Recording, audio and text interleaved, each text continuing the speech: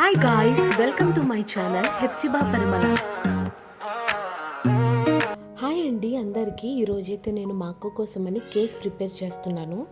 Choco chips butter cake చాలా బాగుంటుంది. Process అంతా కూడా చాలా హెల్దీ వేలోనే ట్రై చేశాను. మైదాకి బదులు వీట్ ఫ్లవర్ని అయితే వాడాను. మీరు అనుకోవచ్చు, ఈ కేక్ చేసే ప్రాసెస్లో మైదాని కాకుండా మనం గోధుమ పిండి వాడుతున్నాం కాబట్టి నార్మల్ బేకరీ కేక్స్ లాగా ఇట్లా ఫ్లఫీగా వస్తుంది అని మీరు అనుకోవచ్చు. కానీ గోధుమ పిండి వాడి చేయటం ద్వారా కూడా మనకి సేమ్ స్మూత్గా చాలా ఫ్లఫీగా వస్తుంది. ఖచ్చితంగా మీరు కూడా నేను చేసిన ఈ ప్రాసెస్ని ఫాలో అవ్వండి. గోధుమ పిండితో కూడా మనము మైదాని యూజ్ చేసిన కేక్స్లా కూడా మనం బేక్ చేసుకోవచ్చు. ఇంకా మన ప్రాసెస్లోకి వెళ్ళిపోతే మనకి కావాల్సినవన్నీ కూడా మెల్టెడ్ బటర్, గోధుమ పిండి, 2 eggs, choco chips, sugar powder, ఇవన్నీ కూడా మనం రెడీగా ఉంచుకోవాలి. అంతేకాదు బేకింగ్ సోడా, బేకింగ్ పౌడర్ కూడా కేక్స్కి చాలా ఇంపార్టెంట్, అండ్ వెనిలా ఎసెన్స్ కూడా.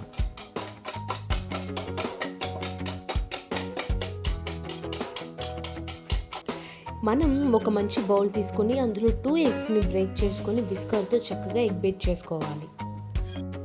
అలా మనం ఎగ్ బీట్ చేసేటప్పుడు పైన ఫోమ్ లాగా వస్తుంది, అది చాలా ఇంపార్టెంట్ కేక్కి. కావాలంటే మీరు మిక్సీ జార్ని కూడా యూజ్ చేసుకోవచ్చు. ఈ టైంలో మనం మెల్టెడ్ బటర్ని అందులో యాడ్ చేసి మళ్ళీ మిక్స్ చేయాలి.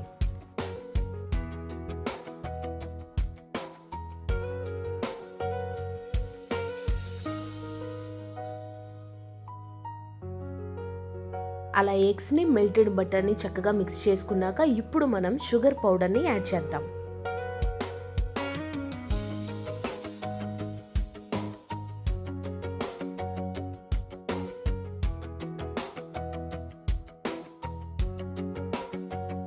అలా ఈ 3 ఇంగ్రీడియంట్స్ని మనం మంచిగా మిక్స్ చేసుకోవాలి. సాధ్యమైనంత వరకు ఇలా మిక్స్ చేస్తూ ఉండటానికి ట్రై చేయండి.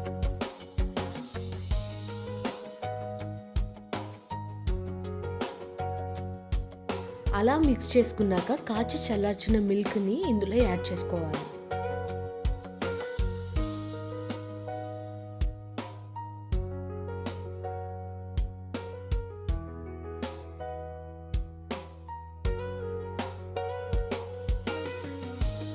మీరు గమనించినట్లయితే నేను పెద్ద మెజర్మెంట్స్ ఏం తీసుకోలేదు.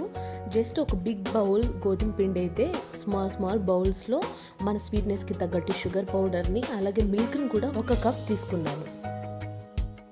మీరు చూస్తున్నట్లు అన్నీ కూడా మంచిగా మిక్స్ చేసుకుంటూ ఉంటుండాలి. ఇప్పుడు ఇక్కడ మనం గోధుమ పిండిని యాడ్ చేసుకోవాలి, అండ్ బేకింగ్ సోడా, బేకింగ్ పౌడర్ని కూడా ఇందులోనే యాడ్ చేసేయాలి.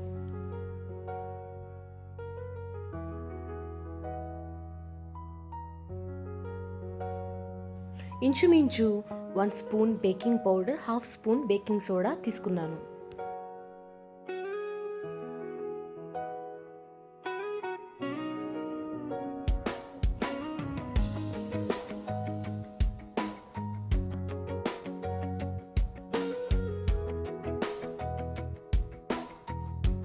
అలా అవి కూడా ఈ కేక్ బ్యాటర్లో యాడ్ చేసుకోవాలి. ఒక హ్యాండ్తో పిండిని వేసుకుంటూ ఇంకో హ్యాండ్తో మాత్రం మంచిగా మిక్స్ చేసుకుంటూ ఉండాలి. ఎక్కడ కూడా లంప్స్ లేకుండా చూసుకోవాలి. మీకు కేక్ బ్యాటర్ థిక్గా అనిపిస్తే మిల్క్ కానీ, ఆయిల్ కానీ, గీ కానీ వాడుకోవచ్చు. అంతా కూడా మిక్స్ చేసుకున్నాక మీరు వీడియోలో చూస్తున్నట్టు కేక్ బ్యాటర్ అనేది అంత లిక్విడ్గా ఉండాలి. ఇప్పుడు మనం చాకో చిప్స్ని యాడ్ చేసుకుందాం.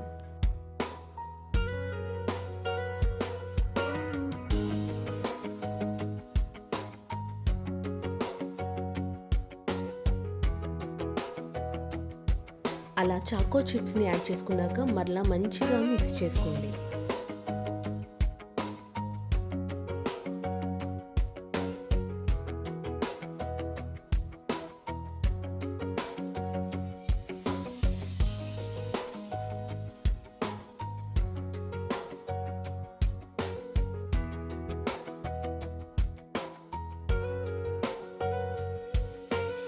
ఇప్పుడు స్టవ్ వెలిగించి మనం ప్రీ హీట్ చేసుకుందాం. ప్యాన్ కానీ లేదా కడాయి కానీ ఒక 10 to 15 మినిట్స్ మనం స్టవ్ మీద పెడితే అది ప్రీ హీట్ అవుతుంది. అప్పుడు మనం కేక్ బ్యాటర్కి సంబంధించిన బౌల్ని అందులో పెట్టచ్చు. ఏదైనా సరే మనం కేక్ కోసం తీసుకునేది కొంచెం మందంగా ఉండే పాత్రలనే తీసుకోండి. మా అక్క వాళ్ళ ఇంట్లో అవెన్ కూడా ఉంది, కాకపోతే మేము ఈ ప్రాసెస్లో ఈ టైప్లో చేస్తున్నాం. మనకి అవెన్సే అవసరం లేదు, స్టవ్ని యూజ్ చేసుకొని కూడా మనం కేక్స్ చేసుకోవచ్చు. మనం కేక్ ఎందులో బేక్ చేయాలనుకుంటున్నామో అందులో కొంచెం ఆయిల్, గోధుమ పిండి వేసేసి జస్ట్ అట్లా అప్లై చేసుకోవాలి వీడియోలో చూపిస్తున్నట్టు.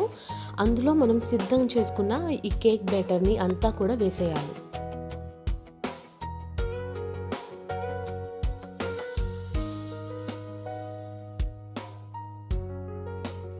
అలా అంతా వేసేసాక మనం ఆల్రెడీ ప్రీహీట్ చేసుకున్న ఈ కడాయిలో ఈ యొక్క బౌల్ని తీసుకెళ్ళి పెట్టాలి. ఈ కేక్ చేసే బౌల్ని కొంచెం డాప్ చేయండి, దానివల్ల ఎలాంటి ఎయిర్ బబుల్స్ లేకుండా ఉంటుంది.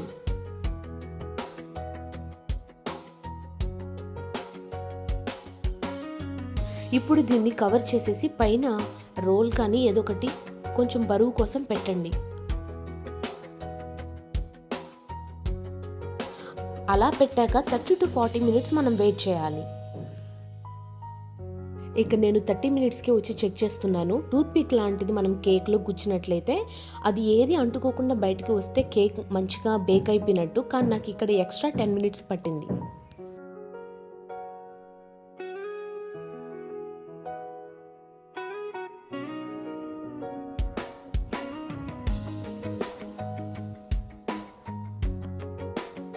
ఆఫ్టర్ 40 మినిట్స్ ఇక్కడ కేక్ అయితే రెడీ అయిపోయింది, మంచిగా బేక్ అయిపోయింది.